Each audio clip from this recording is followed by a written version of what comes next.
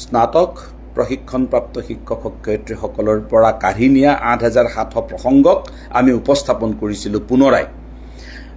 মাননীয় মুখ্যমন্ত্ৰী মহোদয়ে পৃথকভাৱে এই গোটেই বিষয়টো আলোচনা কৰাৰ কাৰণে সহমত প্ৰকাশ কৰিছে আৰু আমি এটা কথাই স্পষ্টভাৱে মুখ্যমন্ত্ৰী মহোদয়ক জনাইছিলোঁ যে ভাৰতবৰ্ষৰ কোনো ৰাজ্যত এনেকুৱা নজিৰ নাই যে এবাৰ পোৱা দৰমহা ক'ৰবাত কাটি লৈ যায়, এনেধৰণৰ নজিৰ নাই।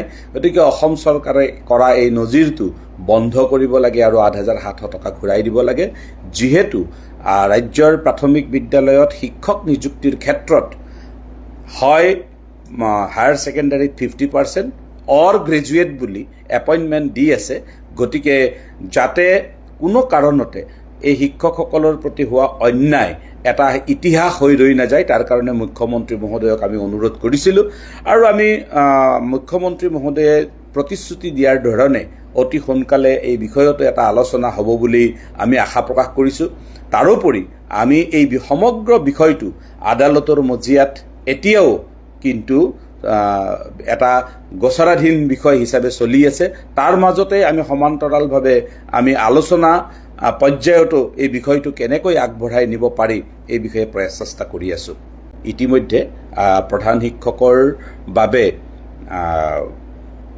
মাননীয় মুখ্যমন্ত্ৰী মহোদয়ে যোৱা 30 মে তাৰিখে যেতিয়া আমি আলোচনাত গৈছিলোঁ, তেতিয়া মাননীয় শিক্ষামন্ত্ৰী মহোদয়ক স্পষ্টভাৱে এই বিষয়টো অতি সোনকালে সমাপন শেষ কৰিবৰ কাৰণে নিৰ্দেশ দিছে আৰু শিক্ষামন্ত্ৰী মহোদয়ে যোৱা 5 জুন তাৰিখে ৰাজ্যিক শিক্ষক সন্মিলনীৰ ভৱনলৈ প্ৰজ্ঞান প্ৰতিভা সন্ধানী পৰীক্ষাৰ বঁটা প্ৰদান কৰিবলৈ আহোঁতে আমাৰ আগত জনোৱা মতে তেখেতে জুন মাহৰ ভিতৰত নোৱাৰিলেও জুলাই ফাৰ্ষ্ট উইকৰ ভিতৰতে প্ৰথম আৰম্ভণি প্ৰধান শিক্ষকৰ নিযুক্তিৰ আৰম্ভণি কৰিব বুলি আমাক কৈ গৈছে।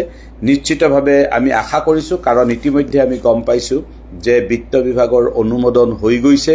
গতিকে প্ৰধান শিক্ষকৰ নিযুক্তি সম্পৰ্কীয় বিষয়টো আমি অতি সোনকালে সমাধান হ'ব বুলি আমি আশা কৰিছোঁ আৰু ইতিমধ্যে মাননীয় মুখ্যমন্ত্ৰী মহোদয়ে 40গৰাকী ছাত্ৰ ছাত্ৰী থকা বিদ্যালয়লৈকে এইটো প্ৰধান শিক্ষক নিযুক্তিৰ বাবে সহমত প্ৰকাশ কৰিছে। যদিওবা 50 জনলৈকেহে আদেশখন ওলাইছে, আমি মাননীয় মুখ্যমন্ত্ৰী মহোদয়ক এতিয়াও অনুৰোধ কৰি আছোঁ যে এই সংখ্যাটো প্ৰাদেশিকৰণ আইনৰ ভিত্তিত 30 জনলৈকে হ্ৰাস হ'ব লাগে। কিন্তু এতিয়ালৈকে 50তে আমি সীমাবদ্ধ আছোঁ। 50লৈকে মাননীয় মুখ্যমন্ত্ৰী মহোদয়ে কেবিনেট সিদ্ধান্তযোগে এইটো কৰিছে। আমি আশা কৰিছোঁ যে এইখিনি নিযুক্তি পত্ৰ হোৱাৰ পিছতে পৰৱৰ্তী আমি 20গৰাকী ছাত্ৰ ছাত্ৰীৰ যি আছে গেপ, এইখিনি মাৰিবলৈ সক্ষম হ'ম। বদলীকৰণ সন্দৰ্ভত ইয়াত কোৱা হৈছে হ্ৰাস কৰিব, 5 বছৰলৈ হ্ৰাস কৰাৰ বাবে অনুৰোধ কৰাৰ বাবে দাবী উত্থাপন কৰিবলৈ কোৱা হৈছে। নিশ্চিতভাৱে এইটো আমি যেতিয়া 2019 চনত, আপোনালোকে এইটো জনাটো ভাল যে 2019 চনত যেতিয়া এই আইনখন বনাবৰ বাবে ড্ৰাফ্ট হৈছিল, তেতিয়াৰে পৰা সন্মিলনীয়ে এইটো 3 বছৰৰ কাৰণে আমি দাবী জনাই আহিছোঁ। এই কাৰণেই যে অসমৰ সকলো চৰকাৰী কৰ্মচাৰীৰে বদলীকৰণৰ সময়সীমাটো 3 বছৰ। কেৱল শিক্ষকৰ কাৰণে 10 বছৰ হোৱাটো এটা অন্যায় কাম। এই কথাটো আমি যথেষ্ট প্ৰতিবাদ কৰিছিলোঁ আৰম্ভণি সময়তে, কিন্তু ৰাজ্য চৰকাৰে বিভিন্ন যুক্তিৰে এই আইনখন আইন হিচাপে পাছ কৰি লৈছে।